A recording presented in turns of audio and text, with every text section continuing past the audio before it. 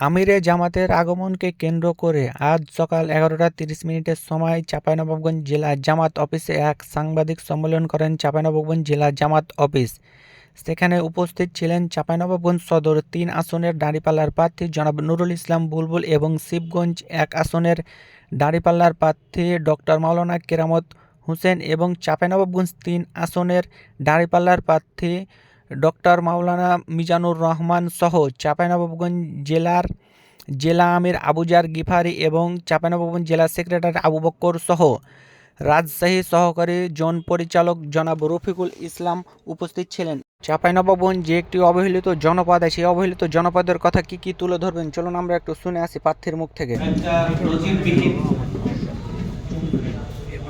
উপস্থিতির মধ্য দিয়ে একটা জনসমুদ্রে পরিণত হবে ইনশাআল্লাহ আমাদের এই জনসভা। স্বাভাবিকভাবে আমিরে জামাত দীর্ঘদিন ওপেন কার্যক্রমের সাথে এই ধরনের বড় আয়োজনে উনি চাঁপাইনবাবগঞ্জ আসতে পারেননি দেশের সার্বিক পরিস্থিতির কারণে।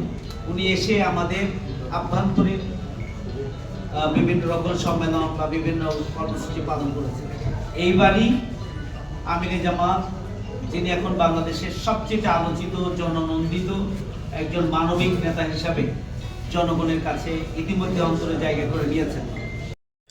আপনারা জানেন আগামী 12 ফেব্রুয়ারি আসন্ন ত্রয়োদশ জাতীয় সংসদ নির্বাচন। এই নির্বাচন উপলক্ষে বাংলাদেশ জামাত ইসলামী জুলাই সনদ বাস্তবায়ন, দুর্নীতি ও চাঁদাবাদ মুক্ত দেশ গঠন, যুবকদের কর্মসংস্থান এবং একটি বৈষম্য মুক্ত কল্যাণ রাষ্ট্র গঠনের লক্ষ্যে নির্বাচনে অংশগ্রহণ করতে যাচ্ছেন। আগামী 5 ফেব্রুয়ারি নবাবগঞ্জ সরকারি কলেজ মাঠে জনসভায় প্রধান অতিথি হিসেবে উপস্থিত থাকবেন বাংলাদেশ জামাত ইসলামের জামাতে আমির ডক্টর শফিকুর রহমান এবং নুরুল ইসলাম বুলবুল। আরও বলেন, তিনি যদি পাস করতে পারেন তিনি চাঁপাইনবাবগঞ্জে একটি বৈষম্যমুক্ত চাঁপাইনবাবগঞ্জ গড়ে তুলবেন এবং চাঁপাইনবাবগঞ্জের সকল শ্রেণী পেশার মানুষকে নিয়ে তিনি একসঙ্গে কাজ করার আশ্বাস দিয়েছেন। এবং তিনি আরও বলেন যে এই জনসভায় লক্ষাধিক মানুষের আগমন ঘটবে বলে তিনি আশাবাদী।